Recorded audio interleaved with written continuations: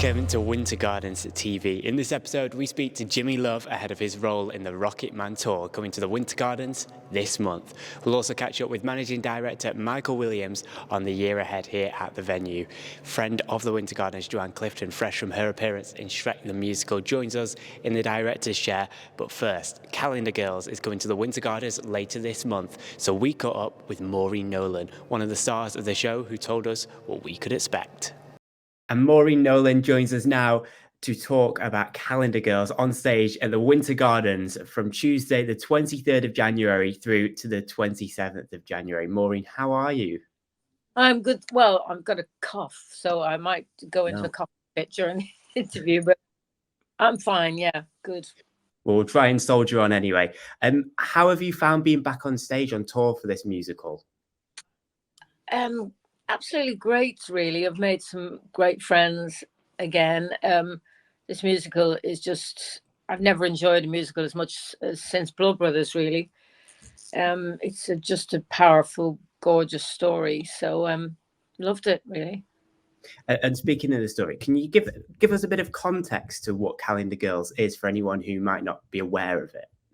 Yeah, it's a true story. And it was 7 women from the Women's Institute got together and they were knitting and plum jam making, and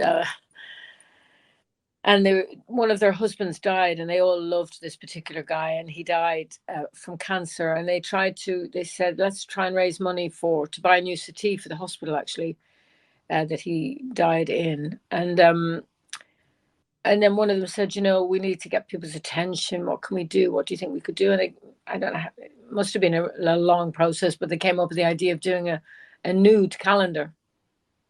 These really normal, different sized women decided to do this nude calendar, and that's kind of what it's about, interspersed with tragedy and lots of comedy.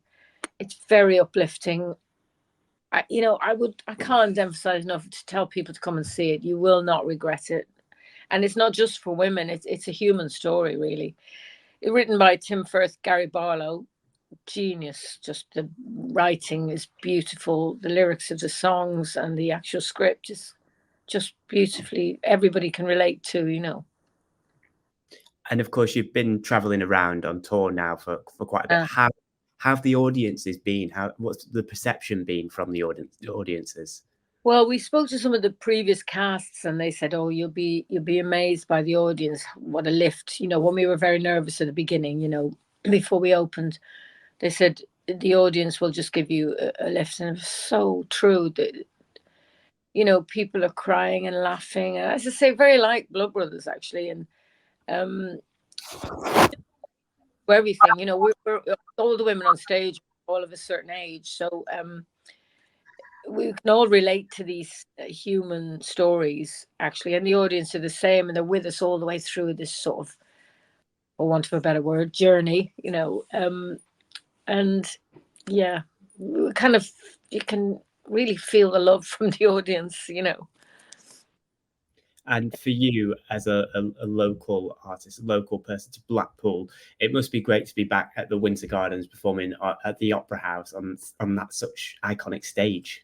Yeah, I was so thrilled when I saw the Blackpool was on the itinerary. Of course, we've done many summer seasons there, and I've done Blood Brothers there and Footloose, and many shows there. Just Blackpool is special, isn't it? It is to our family. And it will be just so great. I've got legions of people coming that week to see it, because all the family said, "Oh, that's when we'll come in Blackpool," so it should be a fantastic week to see, and so I'm really looking forward to it. Great theatre as well. Well, thank you so much for joining us, Maureen. We cannot wait to see it. It returns to the Winter Gardens on Tuesday, the 23rd of January through to the 27th of January. Have a fantastic show. We can't wait to see it. We will. Thank you so much.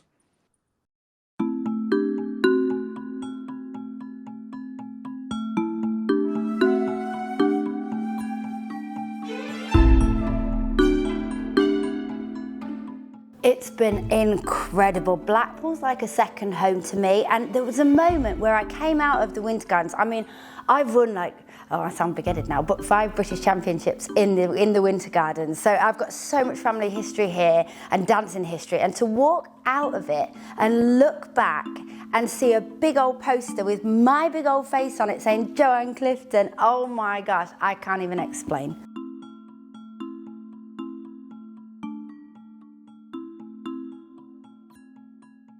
So like there's what, 3,000 seats or something like that. There's been full audiences, kids screaming. It's so loud. The sound's amazing because it's just like echoey. It's great for the voice.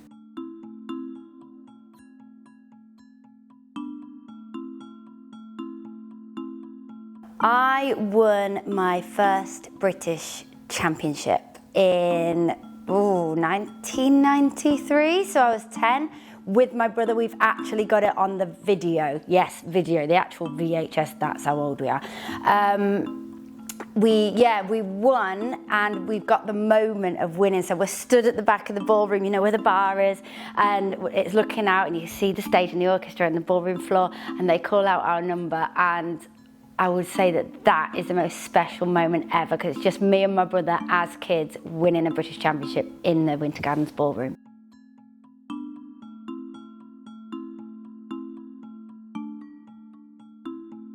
Hard one, because I started when I was 4, did my first competition when I was 4.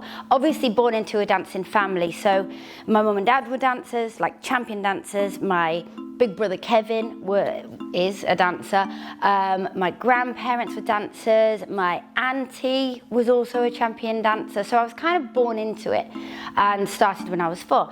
However, I also did singing and acting as a kid. You know, I did my exams, I had lessons every week. I was in the local operatic society. And I wanted to do musical theatre as well, loved singing. Like, as we would go to dance competitions in the car, my dad would put on cassette tapes of like Joseph and the Technicolor Dreamcoat or Cats or something like that, and we'd all sing along. So I've always loved musicals. And it got to a point where, because I was dancing with my brother, don't know whether you guys know what a rumba is, but it's the romantic dance, and that got weird, because I'm not stroking my brother's face and pretending to be in love with him. So I was like, do you know what, I think we shouldn't dance anymore together, and I think I want to do musical theatre. So I was kind of put in front of a decision, because my parents had us both dancing, and they were very supportive. They were like, listen, we'll support you in whatever you want to do, either go to a musical theatre school or carry on with your dancing. But we can't afford both because we've got your brother doing it as well. So I chose the dancing because I'd done it since I was 4. That was the safe route. And I actually moved to Italy. I was like, focused now, that is it. I want to be a world champion. I'm not going to think about musical theatre. And I stopped my musical theatre lessons and everything because I moved to Italy, focused on the dancing. Then I got Strictly, came back to do Strictly, and I thought, you know what, I'm going to start up with my musical theatre again.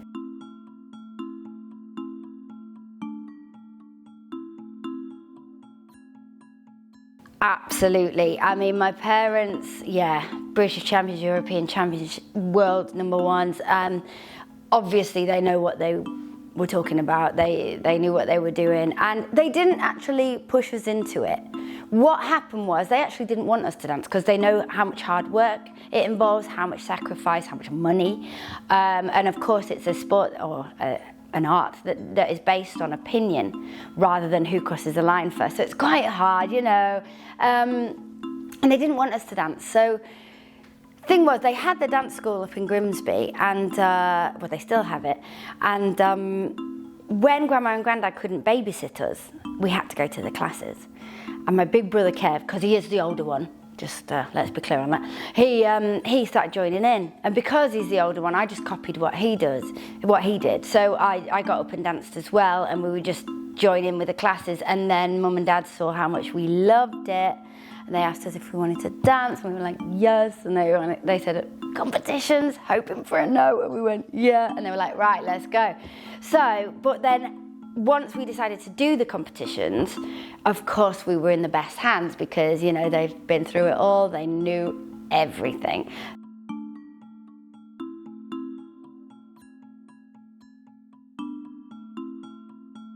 Yeah, we danced together, as I said. Then we split up, dancing together. He did Latin and I did ballroom so that we didn't have to compete. Parents were clever there. Then he gave up dancing before me and went to do Burn the Floor and went to do Strictly. Then I joined Strictly the year later, and that was the first time that we were competing against each other after all these years. Literally, I was 30 and he was 31 or something like that. Did 2 years, and then on the third year we both made the final, and it was a 3-couple final. It was me with Oria Duba, Kevin with Louise Redknapp, and then Oti Mabuse with Danny Mac. And my parents were going around to everybody going, please vote for Oti and Danny Mac, because we can't deal if one of them wins and one of them doesn't. And who won?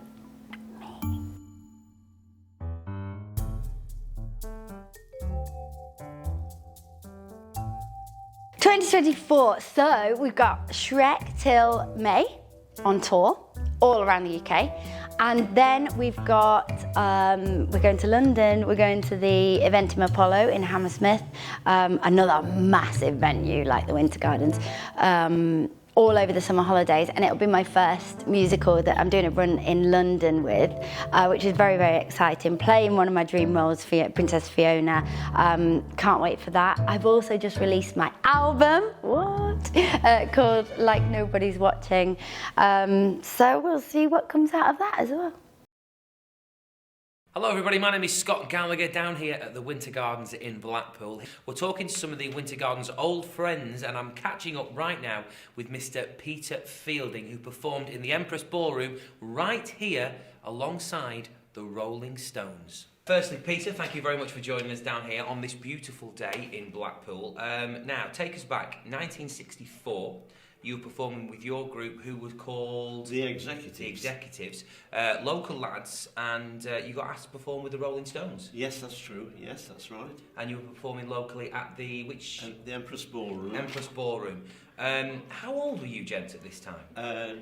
Roughly 22, 23. So for you guys, in that day and age, to be asked to perform with the worldwide smash hit Rolling Stones, it must have been huge for you. Yes, it was. Although we were used to working with other people, yeah, but not quite as big as the Stones, but we were used to working with pro bands, other pro bands, yeah. Top pro bands. And so, what venue were you going to be performing in here at the Winter Gardens? In the Empress Ballroom. Yeah, in the Empress Ballroom. Yes. Was it in there, was it? That's right. Absolutely superb. And how many people was the ballroom holding at that time? Oh, I don't know the capacity of the Empress Ballroom, but there must have been 2,000 people, maybe. Wow. Yeah, Wow. could well be. Yeah. And you'd experienced that obviously on a nightly basis, performing a residency here, and then obviously welcoming the Rolling Stones. It was just going to add to the atmosphere, I would guess. That's right. Yeah. Excellent news. Now it didn't all go according to plan, did it, Peter? No. On the evening, tell us about, in your own words, what happened that night. Right. Well. We were on thirst, obviously, like the sport band does, and we went on. It was rather latish, I think, when the start of the concert, the show, and we were supposed to do 2 spots, but all being well, we went on. Yeah. First spot. And we did about 4 or 5 numbers. I've got to think about this, it's a long time ago. And we're playing away, seeing the odd pennies dropping on the floor, coins. Oh no! And so, carry on, we'll carry on. Yeah. I looked at our band leader, the keyboard player, Reg, and said, well, come on, keep going. Something going to happen here, perhaps, And these coins are from people obviously in the crowd. In the crowd. So there's all bits of paper and all sorts of things started to build up. So then they started to chant, "We want the Stones. We want the Stones." And this was no disrespect to you performing. No, this was just because they were ready for the Rolling Stones. No, we've never been insulted on stage before. So... Anyway, it was just a sheer, yeah, absolutely, and they were rather inebriated. It was later on in the evening, you know, the people were, you know, obviously they've had having a good time. Yeah. And so we hastily, you know, said, yeah, thank you very much, whoever. Alligators and crocodiles, ladies and gentlemen, thank you. And we cleared off. Yeah. And then the MC, I can't think who that was now, came on and said, you've been waiting for them, here they are, the guys. And they came in through the back door of the stage. Oh, wow. And the Stones, Brian Jones and all, you know. And so they came on, and there's all the crowd were sort of, there was a buzz coming from the crowd. Yeah. And they started off with a song called, I remember this, Oh Mona. It was a Bo Diddley number. They were big fans, so we liked him as well. What was the noise like when they came out onto stage? Was it like something you'd never heard before? It built when they all came on. And gradually it built up into, you know, whoa, crescendo. Yeah, crescendo. Yeah. And then what happened after they started playing? How many songs did they get out before it really started to get? I think it was only about 2. Really? Yeah. I can't remember what the second one was, but it was one of their, I think, hits, or one of their minor hits. Yeah. Not the latest one. I can't think what the latest record was. Yeah. At that time, but so the front of the stage, which nowadays they put a barrier up when there's a big pop concert on, and a big night. For safety reasons. Yeah. I think that all that came about from this one gig. From this one gig, yeah. They were all pressed up against, mainly guys. Yeah. Pressed up, tough-looking hombres, you know, from Glasgow, really? you know, pressed up against the front of the stage. And I think that one of them spit at Keith Richard. Wow. And he was trying to sort of touch his foot, and Keith Richard sort of looked at him and went sort of... And kind of just warned him. Gestured is a polite way of saying it. And then it started, they were all bad-mouthing, starting to bad-mouth, as far as we could hear what was going on. And this bloke took umbrage, and he was out of his brains anyway. Yeah. So, and his mates were backing him up, and so they had, some of them had bottles, you know. Oh no! So they started to throw bottles on the stage. So that started a free for all. Anything they could find, they started throwing on the stage. Wow! And the Stones eventually gave up. We're quitting. Made a quick retreat, and then all this front lot got on the stage and pulled all the gear off. They pulled all the gear off, all the Stones gear off onto the floor and smashed it all up. That's incredible. Yeah, I think we helped to get, from the back door, we helped to get the drum kit off the stage, and but the rest of the amplifiers and stuff like that got thrown onto the floor. Into the crowd. Yeah. And then there's a big grand piano, Bechstein grand piano, a good quality one. Yeah. You pull that onto the floor, and the size of the grand piano, I mean, it was massive. Yeah. And they ripped that onto the floor, fell onto its back, and all the girls were screaming with fright. I was going to say, there must have been some frightening people in that room. It erupted into, and it was just a mass fighting. And these were people 10 minutes earlier that were just cheering for the Stones to come on stage. 10 minutes later... Well, the majority of the crowd would probably have been fine had it not for this element who were right at the front, all these blokes. So actually, obviously, you know, when people thinking when this happened, the Rolling Stones, because they actually got banned from the venue, didn't they? Yes, they did. Until quite recently, 2010, I believe, was the date that they got allowed back in. That's right. But it actually wasn't the Rolling Stones' fault. It wasn't. It was just these people had a few drinks during the day and the night, and carnage carried on. Yeah, Keith wasn't taking any, do I say, rubbish off any shit off them, you know. And I think he just gestured, I'll give over, That's fair enough, yeah. And that was it, more or less. So we grabbed what gear of ours we could, and some of ours got smashed up as well. Yeah. And we made a beeline up the back stairs and up on one of the top galleries and to an escape route to get away. Really? Because it was that dangerous. They were full on these blokes. Yeah. They're killed nearly, They were killed. It's a wonder nobody was killed. How long did this carry on for on the evening? It was about 2 or 3 hours before the security people here and police could disperse them. Yeah. And just ask everything to calm down. Oh yeah, it was a hell of a night. It's a heck of a memory for you, that obviously with the Rolling Stones and the Riot, and but obviously you've mentioned that you were residency here at the Empress Ballroom yes, as well. That's right. Just tell us quickly some of the fond memories that you had, because obviously we're celebrating 140 years of this beautiful building. Yes, sure. What was it like in that day and age, in the 60s, to be a resident band here at the Winter Gardens in Blackpool? Oh, it was absolutely great. We loved it. There was the Ken Turner Orchestra. Yeah.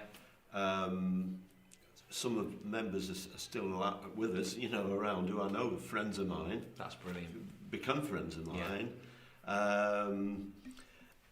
And what used to happen, they used to go on and do a set, and then they'd play us on. We had a signature tune to come on, and we'd come on, plug in. Yeah. As the last notes of them died away, we started up with no announcement, and then we played them back on the same way. We played their openings. I find that fascinating. Yeah. So non-stop. It doesn't happen today. No, it doesn't. Like it doesn't. No. Yeah. And it was all coordinated, so it was non-stop completely. But it was very enjoyable, and the people, we had no trouble at all. Yeah. I always say it was quite an honour to play. Yeah. I was going to say, I always say, as a performer myself now in Blackpool, I always say that I would have loved, I see old videos, old footage of people really enjoying themselves and going to all the venues around Blackpool, night in, night out, so busy, and just people really enjoying themselves. And I wish that I'd have been around then to actually perform, because it looked like it was just fantastic. Yeah, it was. Peter, thank you so much for coming to join us and giving us your memories of this beautiful building. Yes. Thank you very much. Yeah. Onwards and upwards. Let's go and have a riot and a drink. No problem. That's it. Yeah. Great stuff. Yeah. Right, Jimmy Love, great to have you on the show. First of all, obviously, the Rocket Man coming to the Winter Gardens Thursday, the 11th of January. I just want to go back. Listen, how did it all start, the Elton tribute? Oh, wow, that's taking me back, Jed.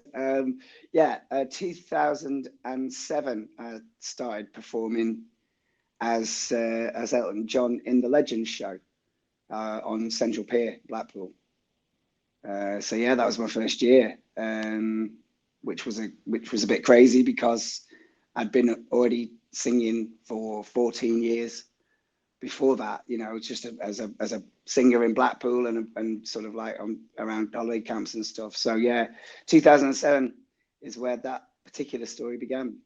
Fantastic. And for yourself, obviously building the Elton brand as the Rocket Man brand, as you certainly have done. Talk to us now about this show, The Rocket Man, and what audience members can expect from this. So The Rocket Man is it's kind of a tribute with a twist. So you'll see me appearing as Elton John, but it's actually a chronological narrative of the life and times and music of Sir Elton John, from the early beginnings right up until present day. So is it all just the songs, or is there a bit of a story in there as well? Yeah, that's right. Yeah, so quite often, if you know why a song was written, or what it was written about, or what was happening at the time, even it can add meaning to a song, and it can add value to the experience. And certainly in the case of Elton John, all the lyrics were written by Bernie Taupin for those songs. So what you have is you have basically, on listening to the compositions of Elton and Bernie, you've got a narrative on Elton's life, the way that Bernie saw it happening. interwoven with the hopes and dreams that they both had when they were writing these songs, and then also as they became famous, the progression of that as it went through. Costumes, are we going to see them all? Yeah, you can see them all. Fantastic. Yeah, so there's there are some. A highlight of Elton's career is, of course, the elaborate costumes, which just seem to get bigger and bigger throughout his career. And a lot of those are designed by a famous costumier called Bob Mackie. And so we have in the show we have replicas of Bob Mackie's designs. Fantastic. And how's the show been going? See, you're obviously on tour right now. So how's it been going? How's the audiences reacted to it? That's right. Yeah, we played to a sellout show last night in Hornchurch at the Queen's Theatre in Hornchurch, which was a lot of fun. That's our second gig of this year, so we were really, we're pleased. I'm actually in Dagenham. We're staying in Dagenham now, so I'm just looking out on the vista of Dagenham as we speak. And we're headed back up to Blackpool today. You're obviously from the area, Jimmy, so playing the Winter Gardens must be this must be a special one for you. Yeah, it is. Whenever we play anywhere on the Fylde, it's really special. Being Sandgrown myself, born in South Shore, around the Waterloo area. It's always nice to come home. But yeah, the Opera House at the Winter Gardens is a really special one because it's such an iconic world-class venue. And for you, just being home as well, obviously lots of family, friends will be coming to watch, no doubt about that. I don't know, does it give a boost in the performance just because it's where it is? Yeah, it's always it absolutely does. Yeah, there's a great deal of excitement. Most of my band, for instance, there's actually I have a friend of mine, Tom Stevens. He's also a Blackpool lad, born in South Shore, same as I am. But aside from Tom, the rest of the band are, I say, actually primarily from Wales, from South Wales, from Swansea. So Tom and I always get excited to show them around the town, and introduce them to like the famous night spots of Blackpool. Good man. Well, listen, enjoy your time in Blackpool. Obviously, Thursday, 11th of Jan. Get your tickets, Winter Gardens Blackpool, and go and see the Rocket Man at the Winter Gardens. Jimmy, thank you and all the best with the show. Thank you so much, Jed. See you soon. Take care. And I'm pleased to say joining me now is Michael Williams. Michael, how are you first? Very well, thank you. Thank you so much for joining us today. So I want to talk about 2023 at the Winter Gardens. It's been a big year, hasn't it, for you guys? It's been a huge year. It's the first full year of the new Conference and Exhibition Centre. So a £33 million investment towards the east of the Winter Gardens, a brand new facility, state-of-the-art, 1,700 capacity. So that's been our new ticket for 2023, but some of the shows and the returning events, of course, Blackpool Dance Festival, that we do annually, have just grown and grown again this year post-COVID. And of course, the Art Deco refurbishments have taken place this year as well. How do you feel like they're going to bring more people into the Winter Gardens in 2024? I think each of the refurbishment projects that we've chosen, like this room that we're in today, the foyer bar, are a real statement piece, really, and it demonstrates our commitment not only to Blackpool but to the Winter Gardens, but the wider community that use the venue as well. And I think it's fair to say for many years the Winter Gardens did suffer neglect, because of the investment that was required. But since the building came into council ownership in 2010, Beckel, our Blackpool Entertainment Company Limited, was formed in 2014, and as you say, this year we've just finished a £1.7 million capital expenditure. Some things behind the scenes that the guests and clients don't see, new boilers and air conditioning and things like that, but when you make a room like this, then people just love it. And areas like the lounge, the new lounge off Floral Hall as well, the Floral Lounge there, 7 or 8 years ago that was an amusement arcade. It was like any other amusement arcade in Blackpool. It wasn't conducive with what we were trying to achieve. We turned it into a coffee shop first of all, reinstated the beautiful 1939 architecture, and then this year converted it into a multifunctional space with a bar as well. So, and that's been a great initiative, and the clients love that room. And how essential are these refurbishments, do you think, for going into 2024 and beyond? Oh, absolutely essential.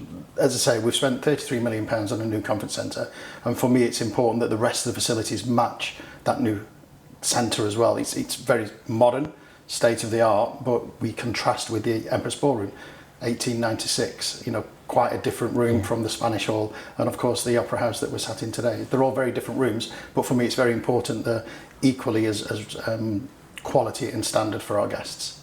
And we've just touched on it, 2024, what can we look forward to here at the Winter Gardens? Yeah, well, in 24 we start, I think it's the 4th to the 7th, with Champions of Tomorrow, which is a new event that we took over a couple of years ago, and that's for new dancers coming into ballroom and Latin dancing in sequence as well. And this year demand is so great that we're going to use the conference centre as well, so it'll be a multi-room event for the first time in its history. We then have the return of the Pigeon Fancies Festival. It's a mouthful, that one. But again, such an important event for all of the businesses in Blackpool. It's always the third weekend in January. It's normally wet, it's normally windy, but 8,000-9,000 pigeon fanciers will be here in Blackpool spending the money across the hotels and what have you as well. And then the sequence of events starts with magicians, aerobics, European Dance Championship in April for Easter, and then running into the May Festival. Of course, the return of the PDC World Match Play, the Rebellion Festival, huge punk festival that many people know in Blackpool. It's a fantastic week. And then in addition to that, shows in the theatre as well. We're seeing some shows that are coming back for the first time. We actually went on sale with Only Fools and Horses, which is on tour in 2025, so we've obviously booked that for 2025. We've got Kaiser Chiefs returning for a one-nighter in the Empress Ballroom, and to culminate the theatre shows at 2024, Chitty Bang Bang will run as well, which is a fantastic show. We went on sale last week, and advance sales already 12 months out are very encouraging. So things looking really positive into 2024 and beyond, and of course attracting these West End shows and shows from all across the UK on these productions to the Winter Gardens is a key part. Yeah, and I think when you look into the theatre, you know, it's 2,880 seats. It's the largest theatre outside of London. All of those seats are being refurbished, which, you know, again is important when guests arrive, that they're able to sit in a comfortable seat. The bars that we've refurbished as well complement their visit. And of course the back of house facilities are equally important for the guests and the artists. We want our artists to come to Blackpool and remember, actually, yeah, it's fantastic playing the Opera House, as they do in the Empress Ballroom. So it's so important. And for Blackpool as well, for the early evening economy, all of the people who come into the town centre either arrive on a bus, in a taxi, they drive and pay car parking, or they're staying over, eating in restaurants, cafes and bars as well. So the economic benefit generated from the Winter Gardens in 2024 will exceed £100 million. Wow, that is incredible stats. Well, thank you so much, Michael, for coming and joining us today. And we look forward to seeing what comes in 2024. Yeah, that's great. Thank you. We've got plenty of exciting things happening in the coming months here at the Winter Gardens. For all you Sir Elton fans, pack your bag, strap yourself in. 0 hour 7:30 for a night like no other, as the Rocket Man comes to town on January the 11th. And January 12th to the 14th, we have the West Coast Folk Festival for 33 acts across 3 stages. Then, from the 23rd to the 27th, we have Calendar Girls taking to the stage at the Opera House for a night of laughter, joy and songs. Then, finally in January, we have the Rock the Gardens Festival, 2 days of the finest rock and metal tribute bands that Europe has to offer on the 26th and the 27th of January 2024. Looking ahead into March, it's your last chance to get tickets to see Diversity take to the stage on February 3rd. And Madagascar the Musical takes place on the 21st to the 24th of February. We also dive into the world of Elle Woods with Legally Blonde the Musical, and 80s Weekender with Heaven 17 and March Almond takes place the 15th to the 16th of March. So head over to wintergardensblackpool.co.uk to see what shows and tickets are available.